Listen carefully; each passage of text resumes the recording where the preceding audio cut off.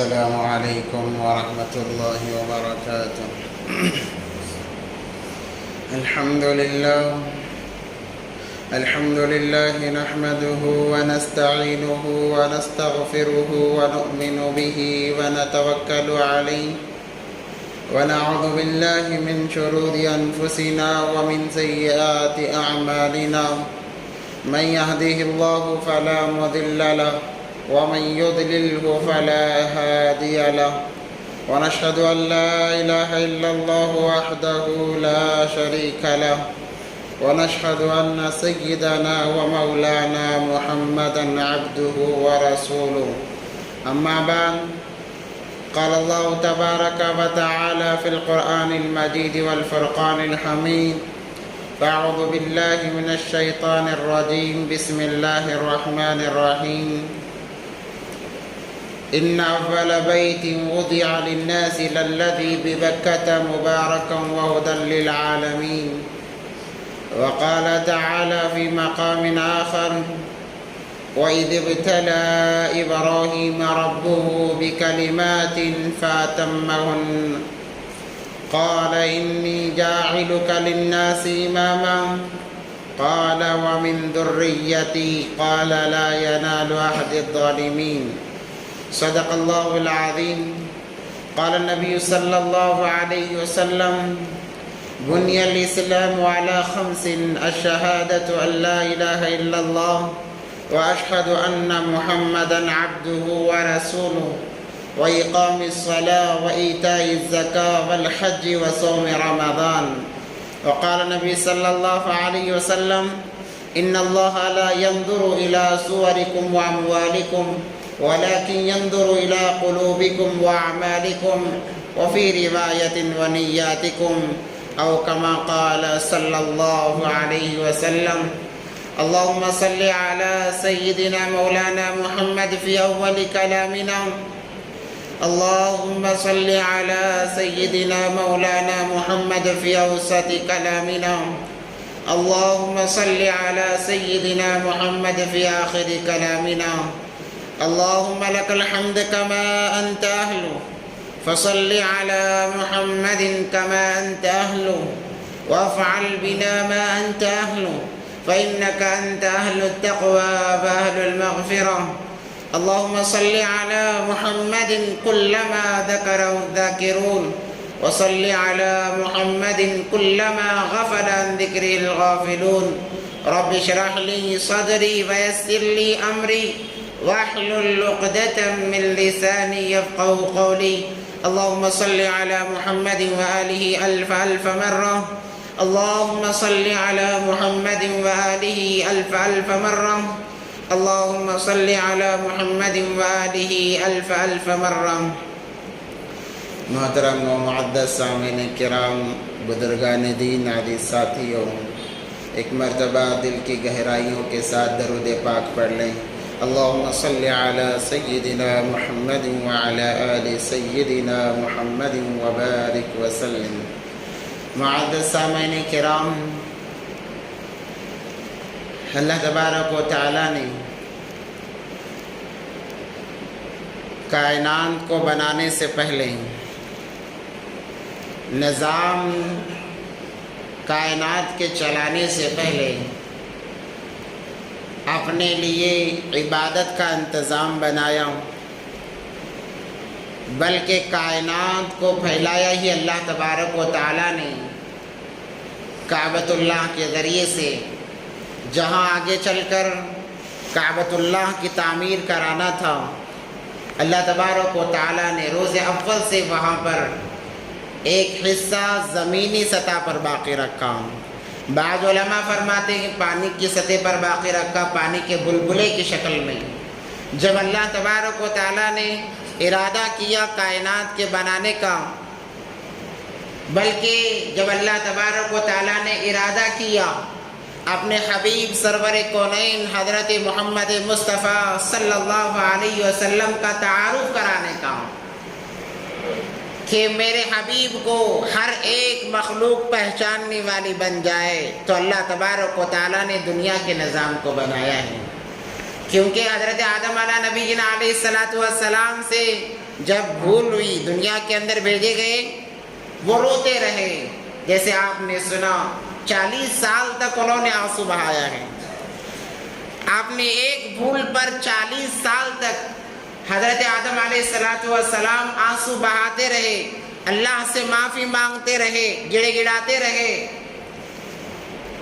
40 سال کے بعد میں جب اللہ تبارک و تعالیٰ نے چند کلمات ان کے دل پر القاء کی، دل میں بات ڈالی کہ اے آدم، ان الفاظ کے ذریعے، ان کلمات کے ذریعے سے تم دعا کرو، میں تمہاری دعا قبول کروں گا۔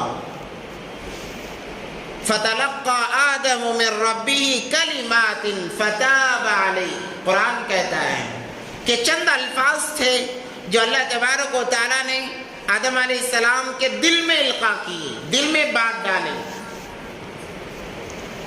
تو آدم علیہ السلام نے ان کلمات کو دہرایا، جیسے میں نے گزشتہ جمعے اس کی تفصیل بتائی۔ ربنا اللہم ربنا ظلمنا انفسنا وَإِن لَّمْ تَغْفِرْ لَنَا وَتَرْحَمْنَا لَنَكُونَنَّ مِنَ الْخَاسِرِينَ، جیسا کہ کتابوں میں لکھا ہوا ہے، جو انسان بھی اخلاص کے ساتھ اللہ کو حاضر و ناظر جانتے ہوئے ان کلمات کے ذریعے سے توبہ استغفار کرتا ہے، اللہ تبارک و تعالیٰ ضرور اس کے گناہوں کو معاف فرما دیتے ہیں۔ ایسے یہ جامع کلمات ہیں، اور ان کلمات کے ذریعے سے انسان جو دعا مانگے اللہ اس دعا کو قبول فرما لیتے ہیں۔ تو ان کلمات کو حضرت آدم علیہ نبینا علیہ السلام نے دہرایا، اور اسی کے ساتھ کتابوں میں لکھا ہوا ہے حضرت آدم علیہ السلام نے کہا، اے اللہ، محمد صلی اللہ علیہ وسلم کے صدقے میری توبہ قبول فرما۔ اب دیکھیں ہمارے آقا کی کیا شان ہے۔ حضرت آدم پہلے انسان ہیں، نبی ہیں، جن کو اللہ نے جنت کے اندر بنایا ہے، جن کا بسیرا جنت کے اندر تھا، مگر جب وہ دنیا میں بھیج دیے گئے، اللہ کے دربار میں قربت حاصل کرنے کا جب موقع آیا، تو حضرت آدم علیہ السلام نے بھی دو جہاں سردار، جو جہاں کے سردار، سرور کونین محمد عربی صلی اللہ علیہ وسلم کے نام نامی کا سہارا لیا کہ اللہ، محمد صلی اللہ علیہ وسلم کے وسیلے سے میری دعا قبول فرما یا معاف فرما۔ جیسے یہ الفاظ دہرائے، اللہ نے پوچھا، ہے آدم، کیا تم میرے نبی کو جانتے ہو، محمد کو جانتے ہو صلی اللہ علیہ وسلم؟ حضرت آدم علیہ السلام نے کہا، اللہ جانتا تو نہیں ہوں، مگر جیسے ہی میں نے ہوش سنبھالا، بلکہ میرے جسم کے اندر جان ڈالی گئی، میں نے سب سے پہلے عرش معلیٰ کو دیکھا، اور اس عرش پر سب سے میں نے ان کلمات کو دیکھا جو لکھا ہوا تھا کہ لا الہ الا اللہ محمد الرسول اللہ صلی اللہ علیہ وسلم۔ آدم علیہ السلام کہتے ہیں، اللہ میں جان گیا جو انسان بھی اس نام نامی کا سہارا لے کر تجھ سے مانگے گا، اے اللہ تو ضرور دے گا، اس لیے اللہ میں نے اس نام کا سہارا لیا ہے۔ اللہ تبارک و تعالیٰ نے فرمایا، آدم، تو نے میرے حبیب کا نام لیا، جا اس نام کے صدقے میں تیرے خطا کو معاف کر دیتا ہوں، تیری بھول کو معاف کر دیتا ہوں۔ اور اس کے بعد اللہ تبارک و تعالیٰ نے کعبۃ اللہ کی تعمیر کا کام لیا حضرت آدم علیہ السلام سے، جسے قرآن نے کہا، ان اول بیت وضع للناس للذی ببکہ، کہ سب سے پہلے زمین پر جو گھر بنایا گیا وہ کعبۃ اللہ تھا، جس کی طرف ساری دنیا قیامت تک رک کر کے نماز فرض ادا کرتی ہے۔ کسی کی نماز قابل قبول نہیں ہوگی جب تک اس کا رخ کعبۃ اللہ کی طرف نہ ہو۔ ایسا مقدس گھر اللہ تبارک و تعالیٰ نے جس کی بنیاد کے لیے حضرت آدم علیہ السلام کو قبول کیا، اور یہ سلسلہ چلتے رہا۔ حضرت نوح علیہ السلام کے زمانے میں جب طوفانی عذاب آیا قوم پر، اللہ تبارک و تعالیٰ نے اس گھر کو آسمانوں پر اٹھا لیا، اس کی بنیادیں باقی رہی۔ اس کے بعد پھر حضرت ابراہیم علی نبینا علیہ الصلوۃ والسلام سے کے ذریعے سے اس گھر کی تعمیر کرائی گئی، اصل اس کی فضیلت بتانا ہے، اور تمام کے لیے حضرت ابراہیم علیہ السلام نے کہا تھا اے اللہ میں نے گھر تو بنا دیا، اب اللہ لوگ کیسے آئیں گے، یہاں تو میرے خاندان کے علاوہ کوئی نہیں ہے۔ اللہ تبارک و تعالیٰ نے فرمایا اے ابراہیم آواز دینا تمہارا کام ہے، آواز کو پہنچانا میرا کام ہے، اور اللہ کے لیے کوئی مشکل نہیں۔ تو اللہ تبارک و تعالیٰ نے ان کی آواز کو ایسا پہنچایا کہ دنیا تو دنیا، آسمان والوں نے بھی سنا، عالم ارواح کی روحوں نے بھی سنا، اور تمام نے کہا لبیک۔ کتابوں میں لکھا ہے کہ جس روح نے جتنی مرتبہ لبیک کہا ہے، اللہ تبارک و تعالیٰ حج کعبۃ اللہ کی توفیق اتنی مرتبہ اسے عطا فرمائیں گے، یا کعبۃ اللہ کی طرف اتنی مرتبہ وہ سفر کرے گا۔ اور مقدس یہ گھر کیوں نہ ہو، اس کی نسبت سیدھا اللہ سے جڑی ہوئی ہے، اور وہ جس جگہ قائم ہے وہ عرش معلیٰ کے بالکل نیچے قائم ہے۔ فضائل کی کتابوں میں لکھا ہوا ہے کہ جو انسان اپنے گھر میں کعبۃ اللہ کی تصویر لٹکاتا ہے اور صبح اٹھ کر محبت بری نگاہ سے، حسرت بری نگاہ سے اس تصویر کو دیکھتا ہے، نفل نماز پڑھنے کا اسے ثواب دیا جاتا ہے۔ اسی لیے دو جہاں کے سردار حضرت محمد مصطفیٰ صلی اللہ علیہ وسلم جب مکہ سے ہجرت کر کے مدینہ جانے لگے، کعبۃ اللہ کو دیکھ کر کہنے لگے اے کعبۃ اللہ کیا تیری شان ہے، میری قوم نہ نکالتی میں کبھی یہاں سے نہ جاتا، میں مجبور ہوں اس لیے تجھے چھوڑ کر جا رہا ہوں، تجھے چھوڑ کر جانے کا میرا ارادہ نہیں ہے۔ اسی لیے حاجی جب آتے ہیں، واپسی کا جب ان کا وقت قریب ہونے لگتا ہے، طواف کرایا جاتا ہے، الوداعی طواف جسے کہتے ہیں، ضروری ہے، حج کے ارکان میں سے ہے۔ کہتے ہیں کہ حسرت بھرے انداز سے طواف کیا جائے کہ یہ گھر ہم سے چھوٹ رہا ہے۔ انسان جتنی حسرتوں کے ساتھ میں اس کا طواف کرے گا، اللہ تبارک و تعالیٰ اتنی مرتبہ طواف کی توفیق عطا فرمائیں گے۔ وہ لوگ بڑے خوش نصیب ہیں جو اللہ کے گھر کے دیدار کے لیے سفر کرنے والے ہیں، ان کا مقام بہت اونچا ہے۔ تین لوگوں کو جب دیکھو، بڑے محبت سے دیکھو اور حسرت سے دیکھو۔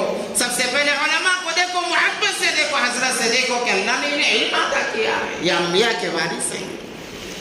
دوسرا اپنے ماں باپ کو دیکھو، محبت سے دیکھو کہ یہ میرے ماں باپ ہیں، ان کی رضا میں اللہ کی رضا چھپی ہوئی ہے۔ تیسرے جب کوئی اللہ کے گھر کے دیدار کے لیے جائے، حج کے لیے روانہ ہو، تو انہیں دیکھو تو حسرت سے دیکھو، محبت سے دیکھو۔ حج کو جانے والوں سے بغض نہ رکھو۔ جو لوگ حج کو جانے والوں سے بغض رکھتے ہیں، اللہ ان سے بغض رکھتے ہیں، کیونکہ وہ اللہ کے لیے سفر کر رہے ہیں۔ اور سفر کرنے والوں کے لیے بھی چند پابندیاں عائد کی کہ ان شرائط کے ساتھ میں جاؤ۔ اسی لیے پہلے جب کوئی حج کے لیے سمندری سفر کیا کرتا تھا، جانے سے پہلے خاندان والوں سے مل رہا ہے، دعائیں دے رہا ہے، معافی تلافی کر رہا ہے، زندگی کا کوئی بھروسہ نہیں۔ اور حقیقی معنوں میں یہ میدان عرفات کا جو منظر ہے وہ میدان محشر کا ایک نمونہ ہے۔ اس لیے جانے والوں کو سب سے پہلے چاہیے کہ وہ معافی تلافی کر کے اپنے تمام اقارب سے مل کر جائے، اور جو کچھ رہ جائے وہ انہیں معاف کر دے اگر کوئی حق باقی ہے، کیونکہ وہ اللہ کے گھر کے لیے جا رہے ہیں، حج کے لیے جا رہے ہیں۔ جانے والوں کی فضیلت بہت بڑی ہے، ان کا مقام فوراً بڑھ جاتا ہے۔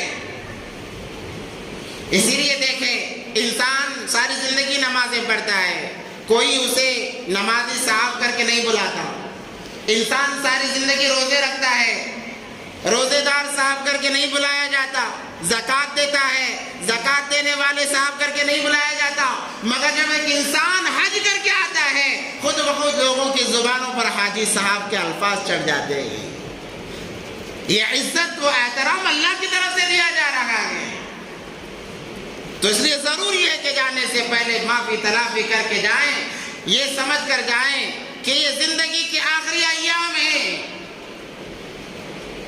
زندگی کا کوئی بھروسہ نہیں ہے، کیا پتہ وہیں ہماری موت ہو جائے، اگر مر جائیں ذمے میں کوئی قرض ہو تو پھر بڑا مسئلہ کھڑا ہو جائے گا۔ اس لیے تمام سے مل کر معافی تلافی کر کے جائیں، اللہ کے لیے سفر ہو، جیسے میں نے کچھ ہفتے کہا، اللہ کے لیے سفر ہو، دکھانے کے لیے نہیں کہ لوگ مجھے بھی حاجی صاحب کہیں، میرے نام کے ساتھ بھی حاجی لگ جائے، اس لیے نہیں، بس اللہ کی رضا کے لیے۔ کیونکہ چند برائیاں انسان کی فطرت کے اندر ہیں، چند برائیاں انسان کی فطرت کے اندر ہیں۔ دیکھو اللہ تبارک و تعالیٰ نے انسان کو 4 عنصر سے بنایا ہے، 4 چیزوں سے انسان کا مادہ تیار کیا گیا ہے۔ ایک آگ ہے، پانی ہے، ہوا ہے، مٹی ہے، یہ چاروں خصلتیں انسان کے اندر موجود۔ جو چیز جس سے بنتی ہے اس کی خاصیت اس کے اندر آ جاتی ہے۔ تو اللہ تبارک و تعالیٰ نے انسان کو 4 چیزوں سے بنایا، تو ان چاروں چیزوں کی خاصیت انسان کے اندر خود بخود آ جاتی ہے۔ جب اللہ تبارک و تعالیٰ نے بنانے والے چونکہ اللہ ہیں، جب وہ خصلتیں آ گئی تو ان خصلتوں کو نکالنے کے لیے اللہ نے 4 فرائض انسانوں پر عائد کیے ہیں۔ انسانوں پر صرف 4 فرائض ہیں۔ سب سے پہلا فرض نماز، اس کے بعد زکوٰۃ، اس کے بعد روزہ ہے، اس کے بعد حج ہے، یہ 4 فرائض ہیں۔ اور انسان کو بھی اللہ نے 4 چیزوں سے بنایا، اور انسانوں پر اللہ نے 4 چیزیں فرض کی ہیں۔ جب 4 چیزوں سے بنا دیا گیا، ان کی خصلتیں آ گئیں، ان بری خصلتوں کو نکالنے کے لیے اللہ نے 4 فرائض کو عائد کی ہیں۔ اب وہ کیسے؟ دیکھو، آگ کا مادہ انسان کے اندر موجود ہے، جس کی وجہ سے انسان کو بہت جلد غصہ آ جاتا ہے، یہ آگ کی وجہ سے ہے۔ شیطان نے بھی تو اسی لیے کہا تھا کہ میں آدم سے افضل ہوں۔ جب پوچھا گیا کیوں؟ کیونکہ میں آگ سے بنا ہوں، آگ مٹی سے افضل ہے۔ اس کے اندر تکبر آ گیا، گھمنڈ آ گیا۔ آگ سے انسان، آگ کا مادہ ہے، اسی وجہ سے انسان کے اندر غصہ زیادہ ہے، جلد غصہ ہو جاتا ہے، اور انسان کے اندر تکبر آ جاتا ہے، بڑائی آ جاتی ہے۔ تو اللہ تبارک و تعالیٰ نے اس بری خصلت کو نکالنے کے لیے نماز کو فرض کیا کہ اے انسان، جن چیزوں کے لیے تو ناز کرتا ہے، تیرے دل میں تکبر آتا ہے، گھمنڈ آتا ہے، انسان سب کچھ کر سکتا ہے مگر کسی کے سامنے ناک اور پیشانی نہیں رگڑتا۔ اللہ نے کہا میں تجھ پر نماز فرض کرتا ہوں، دن میں 5 دفعہ تجھے میرے دربار پہ آنا پڑے گا اور اپنی ناک اور پیشانی کو رگڑنا پڑے گا تاکہ وہ تکبر تیرے اندر سے ختم ہو جائے۔ اور آداب میں سے یہ بھی لکھا کہ جب تک انسان ناک اور پیشانی زمین پر نہ لگائے اس کی نماز نہیں ہوتی، مکمل نہیں ہوتی۔ ضروری ہے ناک کا لگانا بھی، پیشانی کا بھی لگانا ضروری لگا، جس کی وجہ سے انسان کا تکبر ٹوٹے، انسان کے اندر جو گھمنڈ کی جو برائی ہے وہ نکل جائے۔ میری کیا حیثیت ہے کہ دن میں 5 دفعہ جا کر میں پیشانی رگڑ رہا ہوں؟ اللہ نے کہا کیا؟ اور میرے دربار میں جھک جاؤ، اتنا جھک کہ تیری ناک بھی لگ جائے، پیشانی بھی لگ جائے، یہاں تک کہ ان پر نشانات آ جائیں۔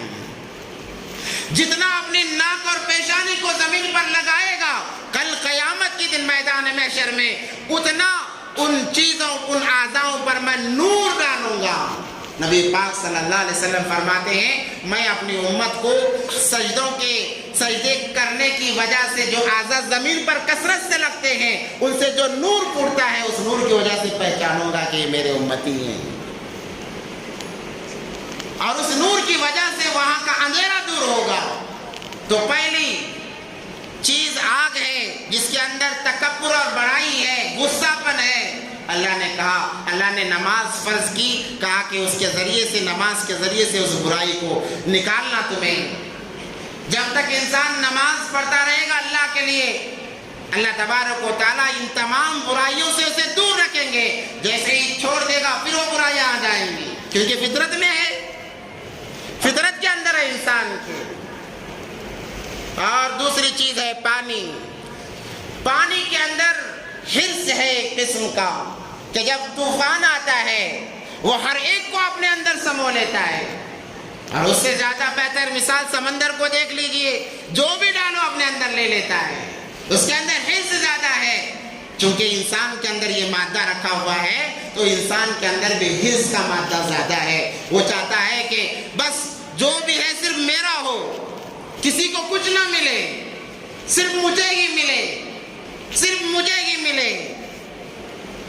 تو یہ حرص کا مادہ انسان کے اندر ہے. تو اللہ تبارک و تعالیٰ نے اس کو نکالنے کے لیے روزے کو فرض کیا کہ سال میں ایک دفعہ تجھے رمضان میں روزے رکھنا پڑے گا. سب کچھ تیرے پاس ہوگا مگر تو استعمال نہیں کر سکتا. پانی موجود ہے، استعمال نہیں کر سکتا. کھانا موجود ہے، کھا نہیں سکتا. تیری بیوی تیرے اوپر حلال ہے، اس کی ضرورتیں پوری نہیں کر سکتا. اپنے آپ کو اس سے بچانا پڑے گا. تو اس مادے کو نکالنے کے لیے اللہ تبارک و تعالیٰ نے روزے کو فرض کیا. بڑی لمبی تفسیر میں مختصر عرض کرتا جا رہا ہوں، وقت بھی کم ہے. اور اس کے بعد تیسری جو چیز انسان کو بنانے کے اندر استعمال ہوئی ہے وہ مٹی ہے. مٹی کے اندر کنجوسی بہت زیادہ ہے، کیونکہ اللہ تبارک و تعالیٰ نے جتنے خزانے رکھے ہیں وہ زمین میں چھپائے رکھے ہیں. اب ہر کوئی زمین پر بستا ہے، ہمارے بھی گھر ہیں، مگر کبھی زمین اپنا خزانہ ہمیں نکال کر نہیں دیتی. بڑی کنجوس ہے، بہت محنت کرنا پڑتا ہے تب جا کر خزانے نکلتے ہیں، وہ بھی تھوڑے تھوڑے. ورنہ اللہ نے زمین میں اتنے خزانے دفنا رکھے ہیں. اللہ قرآن میں ارشاد فرماتے ہیں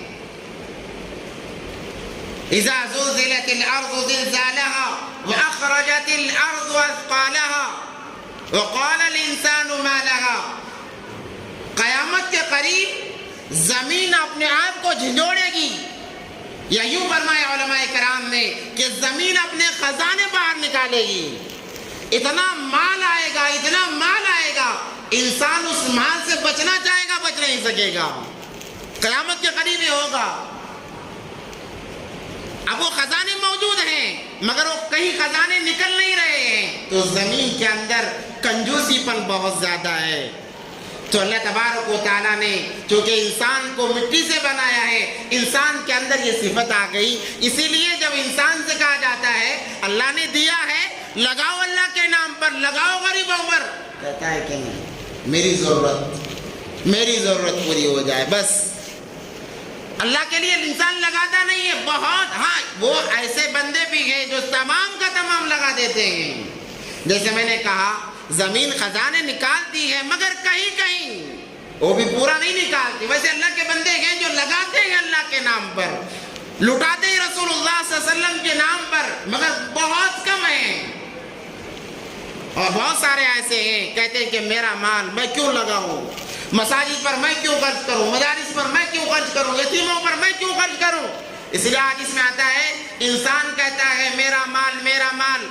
مگر اے میرے صحابہ سن لو، انسان کا وہی ہے جو اس نے کھا کر ختم کر دیا، پہن کر پرانا کر دیا، اور اپنے آخرت کے اکاؤنٹ میں اللہ کے نام پر دے کر جمع کر دیا. یہ تین انسان کے لیے ہیں. اور بچا باقی کس کا ہے؟ کہا یہ تو رشتہ داروں کا ہے، ان کے بعد آنے والوں کا ہے. ایک انسان کروڑ پتی ہے، جب مرے گا ورثہ میں اس کا تمام مال تقسیم ہو جائے گا، اس کا ذاتی کچھ نہیں باقی رہے گا. انسان جیسے ہی مر گیا اس کا کچھ نہیں. اسی لیے ایک مسئلہ یاد رکھیں، ہمارے اندر ایک رواج چلا ہوا ہے کہ جب کوئی مر جاتا ہے تو دعوت چلائی جاتی ہے، کھانا کھلایا جاتا ہے. اس کی ایک تو پہلی بات تو اجازت نہیں ہے، اجازت اس کی کہیں بھی نہیں ہے. پڑوسی کا حق ہے وہ بنا کر گھر میں روانہ کرے، جس کے گھر میں کوئی موت ہوئی ہے، کوئی مرا ہے، وہاں پر بھیجے تو پڑوسی کا حق ہے.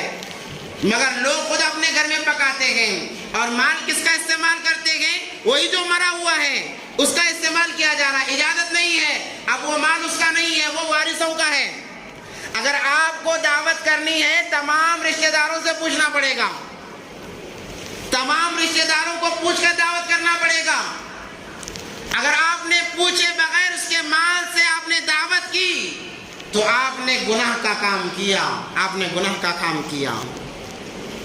اسی لیے بس وہ مر گیا، معاملہ ختم ہو گیا، اس کا مال نہیں ہے۔ تجہیز و تکفین میں اس کا استعمال کیا جاتا ہے، قرض کی ادائیگی میں اس کا مال استعمال کیا جائے گا، باقی تمام جو بچا ہے وہ وارثوں کا ہو جائے گا۔ اس لیے اس رسم بد کو ہمارے اندر سے ختم کرنے کی ضرورت ہے۔ اور لوگ عجیب وہ ایک بڑا مرحلہ بنا دیتے ہیں، الغرض بات دوسری طرف چلے جائے گی تو زمین کے اندر کنجوسی پڑے گئے، وہ مادہ انسان کے اندر آ گیا تو اللہ تبارک و تعالیٰ نے ایک فرض کو رکھا جسے ہم زکوٰۃ کہتے ہیں۔ اے انسان تجھ پر زکوٰۃ، اگر تو صاحب نصاب ہے تجھ پر زکوٰۃ فرض ہے، 40واں حصہ تجھے نکالنا پڑے گا، تیرا دل چاہے تب بھی نکالنا پڑے گا، نہ چاہے تب بھی نکالنا پڑے گا۔ اگر تو زکوٰۃ نکالے بغیر مر جاتا ہے اللہ تبارک و تعالیٰ فرائض کو ترک کرنے کے گناہ میں تمہیں جہنم میں ڈال سکتے ہیں اللہ تبارک و تعالیٰ۔ اسی لیے علماء فرماتے ہیں، کتابوں میں لکھا ہوا ہے، جب مرنے والا مر جائے، بڑا مالدار تھا، صاحب استعداد تھا، تو رشتہ داروں پر یہ بات بھی عائد ہوتی ہے، فرض نہیں ہے۔ البتہ اگر اس کی اولاد ہے تو اولاد یہ دیکھیں کہ ہمارے والد کے ذمے کتنی زکوٰۃ فرض تھی، وہ بھی نکالے تاکہ اس کے لیے راحت کا ذریعہ بن جائے، راحت کا سبب بن جائے۔ دو چیزیں کرنا پڑے گا، دو چیزیں خاص کر کے میں بتاتا ہوں جو ہمارے اندر بہت کم پائی جاتی ہیں۔ میت کے ذمے اگر نمازیں ہیں تو اللہ کے لیے مال چھوڑا ہے تو فدیہ نکالو، ایک ایک نماز کا فدیہ نکالو تاکہ عذاب میں تخفیف ہو جائے۔ انہوں نے کماتے کماتے چلے گئے دنیا سے، اب آپ ان کے نام سے جو خرچ کرو گے انہیں ملے گا۔ وہاں کے حالات کسی کو معلوم نہیں ہے، جو احادیث میں ہیں بس اس پر یقین کرتے ہوئے اگر نمازیں ہیں تو اگر مال ہے تو اس مال کے ذریعے سے فدیہ نکالو۔ کتنے سالوں کی فرائض باقی ہیں، فرائض کتنے سالوں کے باقی ہیں، فدیہ نکالو۔ صدقہ فطر جیسے ہم نکالتے ہیں، آخری درجہ 70 روپے ہے تو ایک نماز کا فدیہ 70 روپے نکالو۔ اور اگر زکوٰۃ ہے تو زکوٰۃ نکالی جائے۔ یہ کام کرنے کے ہیں مگر ہمارا مسلمان دوسرے کاموں میں لگا رہتا ہے۔ تو الغرض میں بتا رہا تھا کہ اللہ نے اس کنجوسی کو دور کرنے کے لیے زکوٰۃ کو فرض کیا ہے۔ اور اس کے بعد میں چوتھی صفت ہے ہوا، چوتھی صفت ہے ہوا، جو اپنے اندر الگ ہے، ایک الگ خاصیت رکھتی ہے۔ تو انسان بھی یہ چاہتا ہے کہ میرا لباس تمام سے الگ ہو، میرا کھانا تمام سے الگ ہو، میرا مکان تمام سے الگ ہو، میرا زندگی کا لائف اسٹائل تمام سے الگ ہو۔ انسان ہر ایک سے الگ دکھنا چاہتا ہے، ہر ایک سے الگ دکھنا چاہتا ہے، الگ رہنا چاہتا ہے۔ تو اللہ تبارک و تعالیٰ نے اس صفت کو نکالنے کے لیے اللہ نے حج کو فرض کیا کہ تمہیں حج پر جانا پڑے گا، اور وہاں پر کوئی اونچ نیچ نہیں ہے، تمام کے تمام برابر، جیسے نماز میں تمام برابر، ایک ہی سب میں کھڑے رہے محمود و ایاز، نہ کوئی بندہ رہا نہ کوئی بندہ نواز۔ نماز میں انسان آتا ہے، امیر غریب کا فرق نہیں ہے، امیر غریب کا کوئی فرق نہیں ہے، امیر کھڑا ہے بازو فقیر کھڑا ہے، امیر یہ نہیں کہہ سکتا کہ میں امیر ہوں میرے بازو فقیر آ گیا۔ اگر فرض ادا کرنا ہے، فقیر کے بازو جگہ مل رہی ہے تو وہاں تمہیں ادا کرنا پڑے گا، ہر کوئی برابر ہے۔ تو یہ میدان عرفات میں کوئی کروڑ پتی جا کر یہ کہے کہ میں کیوں 2 چادریں لپیٹ لوں، صرف 2 چادروں کے اندر میں کیسے زندگی گزاروں، یہاں پر وقت گزاروں۔ اللہ فرماتے ہیں تو چاہے کروڑ پتی ہو، ارب پتی ہو، روڑ پتی ہو، تمام کو بس 2 ہی چادریں ملیں گی، ایک لنگی اور ایک اوپر کرتے کے حساب سے، اور وہ بھی سلا ہوا نہیں ہے۔ اگر کوئی کہے میں سلا ہوا پہنوں گا، حج اگر ادا کرنا ہے بغیر سلا پہننا ہوگا، جیسے ایک میت کو بغیر سلا کفن کا کپڑا لپیٹ کر بھیج دیا جاتا ہے، ویسے ہی وہاں پر بھی بغیر سلے تمہیں کپڑے پہننا پڑے گا۔ یہ بس موت کی یاد دلانے کا یہ منظر ہے، اور وہاں پر انسان اللہ کو پہچانتا ہے، اطراف میں دیکھتا ہے، آزو بازو دیکھتا ہے، کوئی اپنا نہیں، کوئی کالا، کوئی گورا، کوئی الگ قسم کا، ہر چہرہ انجانا نظر آتا ہے، تو انسان کہتا ہے یا اللہ یہاں کوئی نہیں، بس تو میرا ہے۔ اسی لیے اسے عرفات کا میدان کہا جاتا ہے۔ ایک تو حضرت آدم و حوا علیہ السلام، وہاں پر ان کی ملاقات ہوئی، دونوں نے ایک دوسرے کو پہچانا۔ دوسرا علماء فرماتے ہیں کہ انسان بھی وہاں اس میدان میں جا کر اللہ کو پہچان لیتا ہے، اللہ کو پہچان لیتا ہے، اس لیے اس کا نام عرفات رکھا گیا۔ اب وقوف عرفہ ضروری ہے۔ اب وہاں پر جہاں پر بھی آپ نظر دوڑاؤ، ہر کوئی پرایا نظر آئے گا، اور ہر ایک کو یہی لگا ہوا ہوگا میرا حج قبول ہو جائے، میرا حج قبول ہو جائے، میرا حج قبول ہو جائے، میں اللہ کا محبوب بن جاؤں۔ ہر ایک کو یہی فکر لگی ہوگی۔ جیسے میدان محشر میں عام انسان تو انسان، انبیاء بھی، بس ان کی زبانوں پر ہوگا یا رب نفسی، بس یہ الفاظ آپ کو سنائی دے گا۔ ارے آپ یہ تو نبی ہیں، نبوت کا تاج انہیں پہنایا گیا تھا، ان کی زبان پر بھی وہی الفاظ جو عامی انسان کے زبان پر ہے۔ کہا جائے گا یہاں کوئی فرق نہیں ہے، کوئی فرق نہیں ہے۔ ہاں مقامات جنت میں طے ہوں گے، جب جنت میں چلے گئے اب جو انسان کا جتنا مقام ہوگا درجات اتنے بلند ہوں گے، ورنہ میدان محشر میں تمام برابر، ہر ایک کی زبان پر ہوگا یا رب نفسی، یا رب نفسی۔ تو اس عالم کو، اس منظر کو یاد دلاتا ہے میدان عرفات کا میدان۔